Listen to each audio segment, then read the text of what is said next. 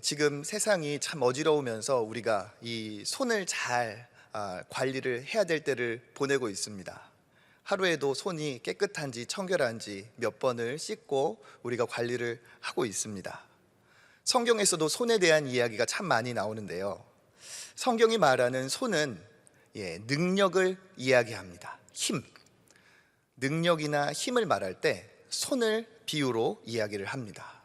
그래서 하나님의 능력을 곧 하나님의 손, 하나님의 권능을 하나님의 손, 이렇게 비유를 합니다. 이렇게 하나님의 손만 있는 것이 아니라 악한 자들의 능력, 악한 자들의 손도 있습니다.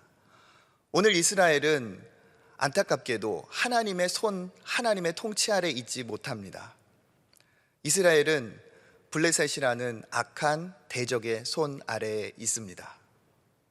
이스라엘이 하나님의 손 아래 있을 때는 이스라엘은 늘 강건하였고 승리하였고 늘 함께하는 기쁨이 있었습니다. 그런데 하나님의 손이 떠나버렸을 때, 악한 자들의 손이 그들을 붙들었을 때 그들은 힘들고 괴롭고 그들의 삶은 피폐해질 수밖에 없었습니다. 그러면 오늘 이스라엘 사람들은 어떠한 피폐한 상황에 있었을까요? 읽진 않았지만 사무엘상 4장을 보면 블레셋 사람들이 이스라엘을 쳐들어옵니다. 그리고 이스라엘 백성들과 싸움이 벌어졌습니다. 이스라엘 백성들은 블레셋 사람들과 대격돌을 했습니다. 이스라엘 사람들은 그 당시에 문명이 그렇게 앞서가지 못했습니다. 그런데 블레셋 사람들은 해상 무역을 했던 민족으로 일찍이 철기 문화를 받아들였습니다. 그래서 블레셋 사람들이 쓰는 무기는 철제 무기였습니다. 이스라엘 사람들과 상대가 되지 않죠. 블레셋 사람들이 이제 내륙으로 진출을 하려고 이스라엘을 침공해 들어왔습니다. 이스라엘과 블레셋이 전쟁에서 격돌을 했습니다. 결과가 어떻게 됐을까요? 결과는 이스라엘의 대패배입니다. 이스라엘 백성들이 3,000명이나 그 자리에서 죽임을 당하고 말았다 합니다. 이러한 패한 가운데 이스라엘 장로들이 다 모여서 회의를 했습니다. 왜 하나님이 우리와 함께 하지 않으셔서 하나님의 손이 이스라엘을 지켜주지 않았는가? 이스라엘 장로들은 그것을 의논하다가 하나님의 손이 함께 하시면 우리가 출애굽도 했고 광야 생활에서도 승리하지 않았는가? 하나님의 손이 우리와 함께 있게 하자 하면서 블레셋의 그 악한 손을 물리치기 위해 그들은 하나님의 손을 빌어옵니다. 그 방법이 무엇이었을까요? 그들이 출애굽 당시에 늘 함께했던 언약궤, 법궤를 생각해냅니다. 그리고 이스라엘 그 장로들은 그 법궤가 있었던 실로에 연락을 해서 그 대제사장인 엘리에게 그 법궤를 가져오도록 합니다. 사무엘상 4장 3절에 보면 이렇게 그것이 쓰여 있습니다. 백성이 진영으로 돌아오매 이스라엘 장로들이 이르되 여호와께서 어찌하여 우리에게 오늘 블레셋 사람들의 앞에 패하게 하셨는고 여호와의 언약궤를 실로에서 우리에게로 가져다가 우리 중에 있게 하여 그것으로 우리 원수들의 손에서 구원하게 하자. 이스라엘의 원수들의 손에서 구원하게 하자. 무엇을 가져와서요? 법궤를 가져와서. 실제로 엘리 제사장이 연락을 하니까 제사장은 자기의 젊은 두 아들 홈리와 비느하스 편에 언약궤를 들려 보냅니다. 블레셋과 이스라엘이 이제 전쟁에서 딱 맞서고 있을 때 언약궤가 도착을 합니다. 언약궤가 도착을 하자 이스라엘 백성들은 승기가 이제 하늘 충천하게 올라갑니다. 이야, 하나님께서 오셨다. 이제 하나님의 손이 저 블레셋 사람들의 악한 손을 치실 것이다. 그들은 승리를 자신했습니다. 반대로 블레셋 사람들의 사기는 완전히 꺾이고 말았습니다. 블레셋 사람들 역시도 이스라엘 백성들을 도왔던 그 하나님의 손을 분명히 알고 두려워했기 때문입니다. 그들은 사기가 꺾였고 이스라엘 백성들은 사기가 한껏 올랐습니다. 그들은 다시 전쟁에 맞붙었습니다. 어떤 결과가 일어났을까요? 언약궤가 있으니 이스라엘 백성이 다시 역전하여 블레셋 사람을 파하고 승리를 얻었을까요? 그게 아닙니다. 그 전쟁에서 보병만 3만 명이 죽임을 당했다, 전사를 했다 기록하고 있습니다. 그 많은 사람들만 죽은 것이 아니라 그 언약궤를 들고 나갔던 홈리와 비느하스 젊은 제사장도 전사를 하고 맙니다. 그뿐이 아닙니다. 언약궤는 블레셋 사람들에게 빼앗겨서 탈취당하고 맙니다. 이 소식을 들은 그 홈리와 비느하스의 아버지였던 엘리 제사장은 너무 깜짝 놀란 충격에 뒤로 넘어져 목이 꺾여 세상을 떠나고 맙니다. 비느하스의 아이를 임신하고 있었던 그의 며느리는 그 소식을 듣고 죽어가며 그 아들을 해산합니다. 그리고 그 아이의 이름을 이야기합니다. 하나님의 영광이 떠났다, 그 뜻을 가진 이가봇이라는 이름을 남기고 세상을 떠나갑니다. 이스라엘 백성들이 언약궤가 함께하면 하나님의 손이 함께해서 모든 블레셋 사람들을 쳐버리고 승리를 줄 거라 했지만 그것은 그대로 되지 않았습니다. 오히려 더 큰 피해가, 더 큰 고통이 그들을 찾아왔습니다. 아무도 블레셋의 손에서 이스라엘 백성을 구원할 자가 없었습니다. 여러분, 어떻게 하다가 이런 일이 벌어진 것일까요? 하나님의 능력보다 블레셋 사람들의 그 손이 더 능력이 있어서 그런 결과가 왔을까요? 하나님의 능력이, 하나님의 손이 짧아서 그곳까지 미치지 못했을까요? 그게 아니겠죠. 하나님의 법궤는 빼앗겼지만 하나님의 능력이 여전히 능력 있음을, 살아있음을 그 땅에서 증명을 합니다. 법궤를 자랑스럽게 빼앗아간 블레셋은 한 50km 이상 떨어진 자기들의 다곤 신상 앞에 이제 그 법궤를 갖다 놓습니다. 그리고 그 다음날 어떤 일이 벌어졌는지, 그 여호와의 법궤 앞에 그 다곤 신이 땅에 엎드려져서 머리를 땅에 대고 있는 겁니다. 우연히 어떻게 이렇게 되었겠지. 쓰러진 신상을 세워놓고 다시 다음 날이 되었습니다. 그 다음 날에는 더 참혹한 일이 벌어졌습니다. 신상이 쓰러진 정도가 아니라 신상에 목이 날라가 있었고 손목이 끊어져 있었습니다. 공포스러움에 블레셋 사람들은 그것을 가드라는 곳으로 옮겨갑니다. 그리고 거기에서 또 한 번 옮겨갑니다. 옮겨가는 곳마다 전염병이, 독종이 유행을 하면서 블레셋 사람들은 이 여호와의 궤로 인하여서 큰 고통을 당하게 됩니다. 그리고 결국 그 여호와의 궤를 이스라엘에 다시 돌려주게 되죠. 이 대목에서 보면 우리는 확실히 알 수 있습니다. 블레셋 사람들의 손이 강해서 여호와가 이기지 못한 것이 절대 아니라는 사실이죠. 여호와의 손은 블레셋 사람들의 손에서 그 이스라엘 백성을 구원할 만큼의 능력이 있는 손입니다. 그럼에도 불구하고 이런 일이 벌어졌다는 것은 이스라엘 사람들의 패함을 하나님이 허락하셨다는 뜻이죠. 여호와의 궤가 베세메스라는 곳을 거쳐서 기럇 여아림이라는 곳에 도착을 합니다. 그리고 여호와의 궤는 그곳에서 그렇게 20년을 보냅니다. 엘리 제사장의 뒤를 이어서 사무엘이라는 그 어린 소년은 이제 20년이라는 세월 동안 민족의 지도자로 우뚝 서게 됩니다. 그리고 그 20년이라는 세월 동안 이스라엘 백성들 안에서 그 사무엘의 영향으로, 그리고 빼앗겼던 그 크나큰 실수, 그 아픔으로 인하여서 그들에게서는 자성, 갱신의 운동이 일어납니다. 사무엘상 우리가 읽진 않았지만 7장 2절에 보면 이렇게 되어 있습니다. 기럇 여아림에 들어간 날부터 20년 동안 오래 있은지라 이스라엘 온 족속이 여호와를 사모하니라. 궤가 기럇 여아림에 들어간 날부터 20년 동안이나 그곳에 있었다 기록을 합니다. 그리고 그 20년이라는 세월 동안 이스라엘 온 족속은 여호와를 사모합니다. 이스라엘 백성들 그 내면 안에 무엇인가가 일어나고 있는 것이죠.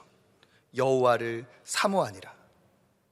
여기에서 사모하다라는 이 뜻은, 직역을 하면 이 단어의 뜻은 애통해하다라는 뜻입니다. 애통해하다, 슬퍼하다, 애곡하다, 죽음에 대해서 애곡하다.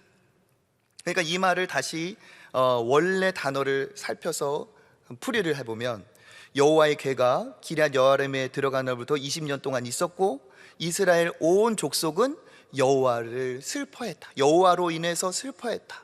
여호와로 인해서 애곡했다. 마음이 찢어질 듯 슬퍼했다라는 뜻입니다. 슬퍼했다, 애곡했다, 사모했다. 왜 그랬을까요? 여기 기럇 여아림이라는 이 곳은 이스라엘과 블레셋 사이의 접경 지역입니다. 여호와의 궤가 블레셋으로 나간 뒤 이제 이스라엘로 돌아와야 하는데 그 이스라엘로 완전히 돌아오지 않고 블레셋과 이스라엘의 그 접경에 기럇 여아림에 그 20년 동안이나 궤가 있었다는 사실이죠. 그러니까 이스라엘 백성들은 사무엘의 영향으로 인해서 그리고 과거의 실수를 다시 한번 되새기면 되새길수록 그 여호와의 궤가 그곳에 있다는 것이 마음에 사무치도록 슬펐다는 것이죠. 여호와의 궤가 우리 영토 안으로 빨리 들어와야 될 텐데, 이것은 궤가 그냥 접경 지역의 경계선에 있었다는 것만을 이야기하지 않습니다. 이것은 여호와와 이스라엘의 그 둘 사이의 관계에 대해서 이야기를 하고 있는 거죠. 하나님께서 이스라엘을 완전히 용서하시고 이스라엘 안으로 완전히 임하셨다, 이렇게 볼 수가 없는 것입니다. 비느하스의 아들의 이름처럼 이가봇, 하나님의 영광이 떠나버렸고 그 하나님의 영광이 이스라엘에게 임하지 않은 상황이죠. 그러니까 이스라엘 백성들은 정말 사모한 것입니다. 하나님, 20년 동안이나 저 악한 블레셋 나쁜 적국으로 인해서 우리나라가 이렇게 고통당하고 힘들 어려운 가운데 있습니다. 하나님, 저 악한 자들의 손에서 하나님이 막아주시고 하나님의 손이 역사하여 주셔서 우리와 함께하여 주시옵소서. 그들은 그것을 간절히 바라고 있었습니다. 하지만 여호와의 궤는 아직도 변방에 있습니다. 하나님은 아직도 이스라엘 안으로 임재하지 않으십니다. 이 상황에서 사무엘이 이제 이스라엘 백성들에게 이야기를 하죠.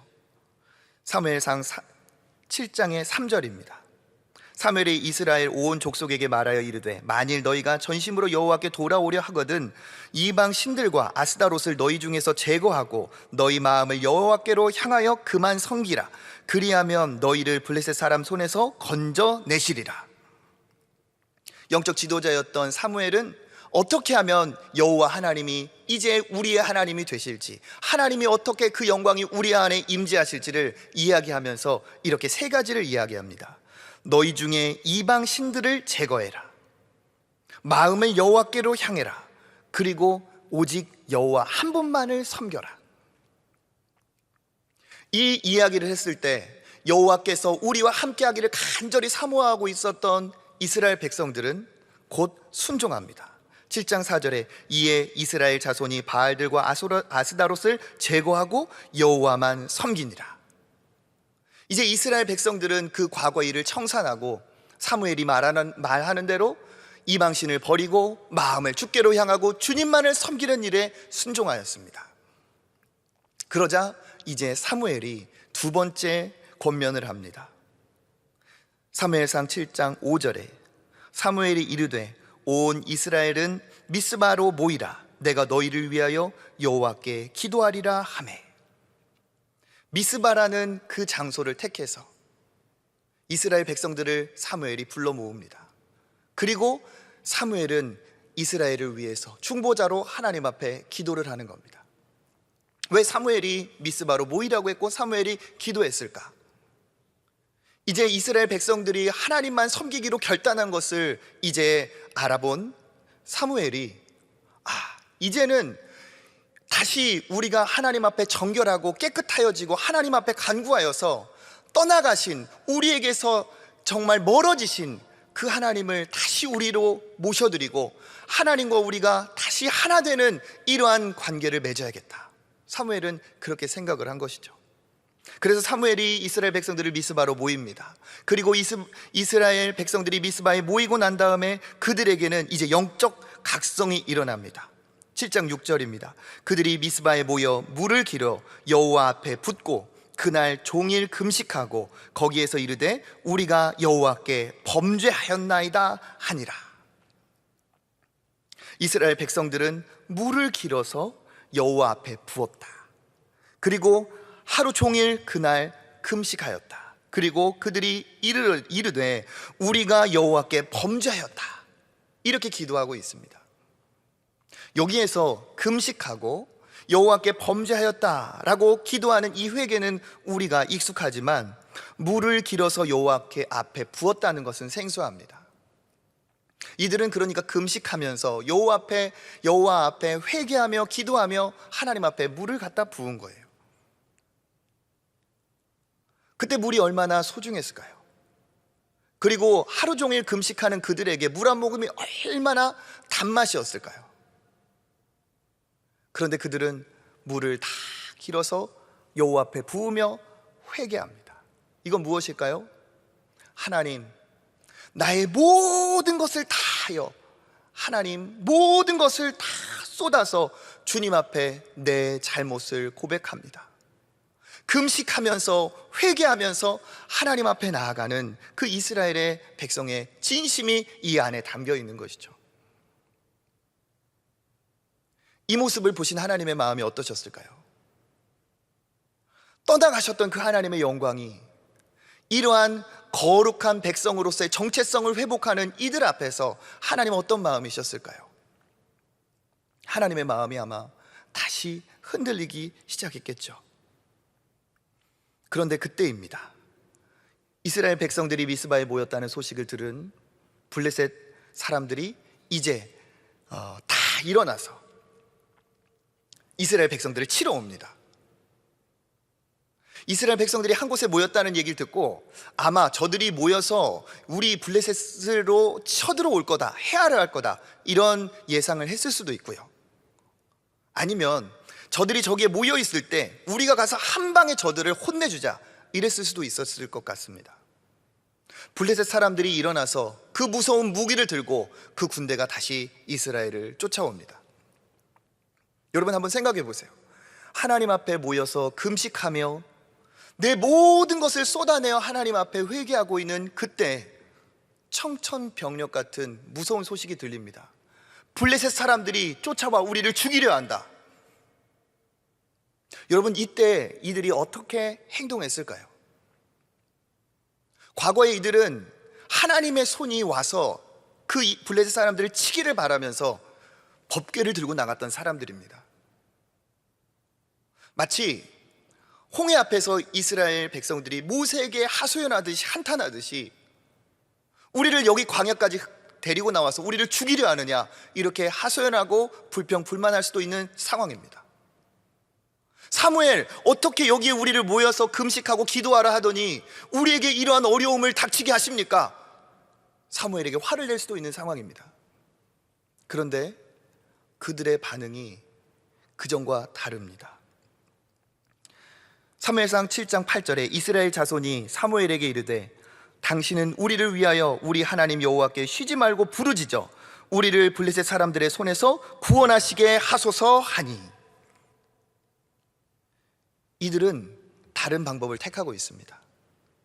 도망치는 방법, 지금 갖고 있는 것이라도 갖고 나가서 어떻게든 싸워서 이겨보려는 방법, 이런 방법이 아닙니다. 사무엘을 붙들고 기도하는 거죠. 요구하는 거죠. 우리를 위해서 쉬지 말고 부르짖어 우리를 블레셋 사람들의 손에서 구원하시게 하소서. 이들은 하나님만이 자기를 구원할 구원자라는 사실을 이제는 깨달은 겁니다.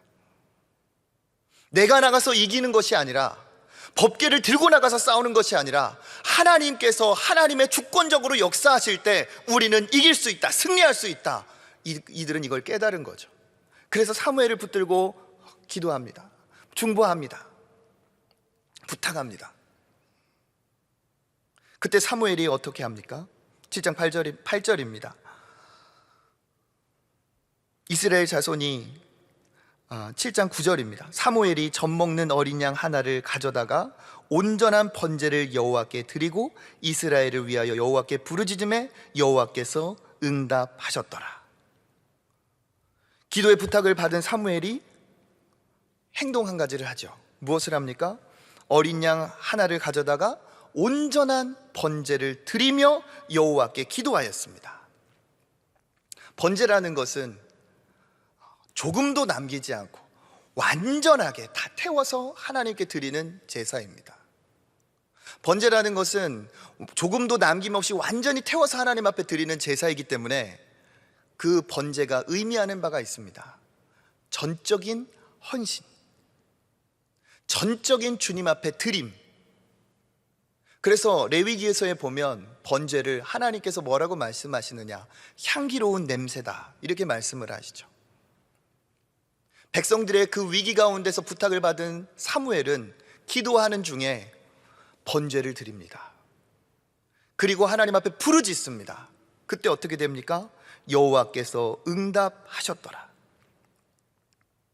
사무엘은 이스라엘 백성과 하나님의 관계를 이제 이어주는 그 역할을 번제를 통해서 합니다. 하나님, 어린 양 한 마리를 온전히 주님 앞에 드리듯이 이 나라, 이 백성 이스라엘을 주님 앞에 바쳐 올려드립니다. 이 백성은 여호와와 남남이 아니고 이 백성은 하나님의 백성입니다. 이 백성을 주여 받아 주시옵소서. 하나님 앞에 전적인 헌신을 표하며 하나님 앞에 부르짖습니다. 하나님 앞에 드렸다는 것은 이스라엘 백성이 이제 누구의 것이라는 뜻입니까? 이제 이스라엘은 하나님의 것이라는 뜻이죠. 그때 하나님께서 회개하고 전적인 헌신을 다짐하는 이스라엘, 그리고 그것을 기도하는 사무엘의 그 기도를 보시고 응답하십니다. 어떻게 응답하셨습니까? 7장 10절입니다. 사무엘이 번제를 드릴 때 블레셋 사람이 이스라엘과 싸우려고 가까이 오매 그날에 여호와께서 블레셋 사람에게 큰 우레를 발하여 그들을 어지럽게 하시니 그들이 이스라엘 앞에서 패한지라. 하나님의 이제 손이 움직이기 시작합니다. 블레셋 사람들의 손에는 무엇이 들려 있습니까? 강한 철제 무기가 들려 있죠. 그런데 그 무기는 절대로 이스라엘이 이길 수 없는 무기이자 그 손입니다. 그런데 이제는 이스라엘 손이 움직이시는 것이 아니라 누구의 손이 움직이십니까? 하나님의 손이 움직이시는 거예요. 그 하나님의 손에 들려진 것이 무엇입니까? 천둥이고 번개이고 우레입니다. 이스라엘 백성을 그렇게 못살게 굴었던 그 원수 같은 블레셋에게 하나님이 참았던 그 진노를 쏟아 부어주시는 거죠. 무엇으로? 우르릉 쾅쾅. 천둥과 번개가 그 군대를 모조리 산산조각을 내버립니다. 이스라엘 백성들이 힘을 얻어서 그곳에 나아가죠. 그리고 그들을 일망타진합니다. 이제 승리를 비로소 얻게 됩니다. 이스라엘 백성은 하나님의 손에 힘입어서 승리를 경험하게 됩니다. 7장 12절에 보니까 그것을 기념하여서 사무엘이 돌을 취하여 미스바와 센 사이에 세워 이르되 여호와께서 우리를 여기까지 도우셨다 하고 그 이름을 에베네셀이라 하니라. 승리를 한 그곳에 사무엘이 여기까지 우리를 도우셨다라는 뜻을 가진 에베네셀 비를, 기념비를 세웁니다. 여호와께서 우리를 여기까지 도우셨다. 이 여기까지라는 뜻의 의미는 시간과 공간적으로 이해할 수가 있죠. 먼저 시간적으로 이해하면 어떤 것입니까? 힘들고 어려운 때가 있었지만 하나님이 바로 지금 여기까지 도우셨다는 뜻이죠. 공간적으로 말하면 어떻겠습니까? 에베네셀이라는 이 승리의 자리까지 하나님이 우리를 도우셨다는 뜻이죠. 여러분, 에베네셀이라는 그 자리가 제가 아까 말씀드렸던 4장 1절에 나오는 자리입니다. 블레셋 사람들과 1차로 격돌해서 4,000명이라는 많은 사람들이 목숨을 잃은 자리가 바로 에베네셀입니다. 다시 법궤를 들고 나가서 싸웠는데 법궤를 잃어버린 장소가 에베네셀입니다. 법궤를 잃어버릴 뿐 아니라 보병 3만 명이 목숨을 잃은 곳이 어디입니까? 에베네셀입니다. 그런데 하나님께서 어떻게 하십니까? 4천 명이 목숨을 잃어버린 자리, 3만 명이 목숨을 잃어버린 자리, 그 언약궤를 빼앗겨버린 그 자리에 승리를 주시고 그곳에 승리의 기념비를 세워주시는 겁니다. 여러분, 이게 하나님의 역사임을 믿습니다. 하나님은 어떤 분이시냐? 우리의 연약함을 바꾸시는 하나님, 우리의 패배를 승리로 바꾸시는 하나님, 우리의 부족함을 강건함으로 바꿔주시는 그 하나님인 줄 믿습니다.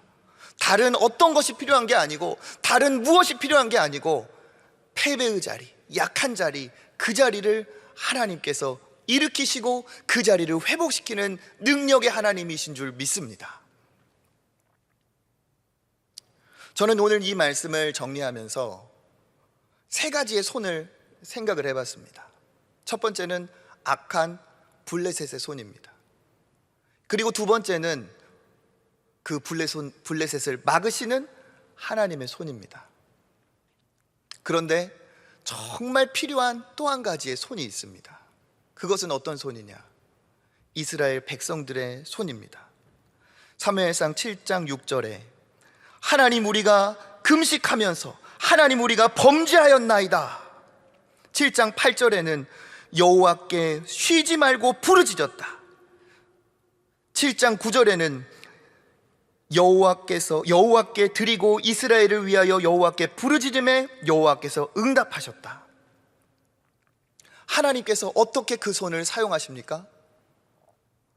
이스라엘 백성의 금식하는 손, 기도하는 손, 간구하는 손, 주께 부르짖는 손을 통해 하나님의 손이 역사하십니다.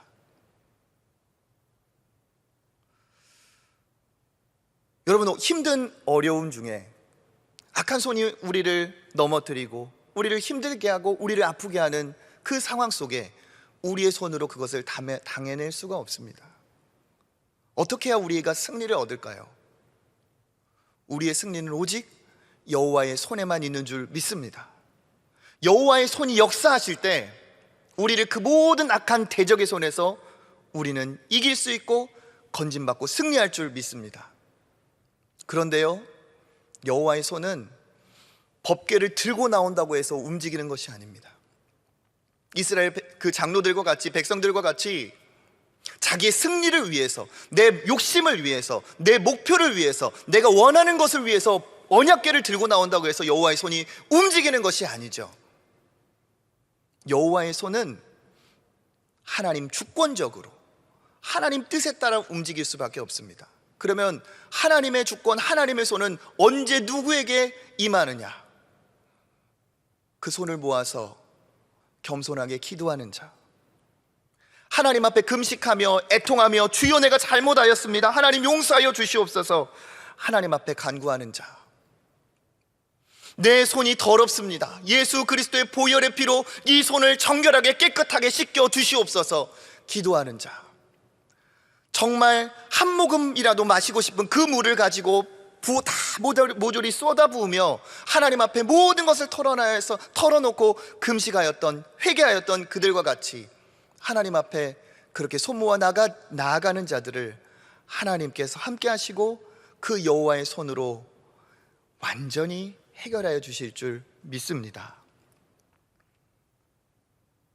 요즘은 바이러스가 있어서 손을 잘 씻어야 되겠죠. 소독약으로도 씻고 비누로도 닦습니다. 그래야 우리 손을 관리해야 우리의 건강을 유지할 수 있습니다. 하나님이 우리 손에 승리를 주시려면, 하나님이 우리의 손을 붙들어 주시려면 더러운 손으로는 어떠한 것도 얻을 수가 없습니다. 예수 그리스도의 보혈의 피로 우리의 마음이, 우리의 심령이, 우리의 손이 깨끗하게 씻겨질 때 그 깨끗한 손에 하나님의 역사가 임하게 될 줄 믿습니다. 우리 하나님 앞에 그렇게 간구하며 나아갔으면 좋겠습니다. 하나님, 내가 지금까지는 언약궤를 그렇게 짊어지고 나와서 어떻게 해서든지 억지를 써서라도 승리하고 싶었고, 주님의 손을 움직이고 싶었고, 하나님을 조종하고 싶었고, 하나님을 이용하려 했던 것 주님 용서하여 주시옵소서. 내 손이 하나님의 손보다 더 능력 있기를 바랬던 것 주님 용서하여 주시옵소서. 이 손이 정결하게 되고 깨끗하게 되어야 되는데 그건 생각하지 않고 하나님 앞에 더 달라고 구하고 그렇게 했던 것 용서하여 주시옵소서. 우리는 오직 하나님의 손이 함께할 때 승리할 수 있습니다. 그 승리는 오직 정결하게 우리가 하나님의 백성다운 거룩함을 회복할 때, 기도하여 주님 앞에 나아갈 때, 금식할 때, 하나님 앞에 회개할 때 그런 역사가 분명히 있을 줄 믿습니다.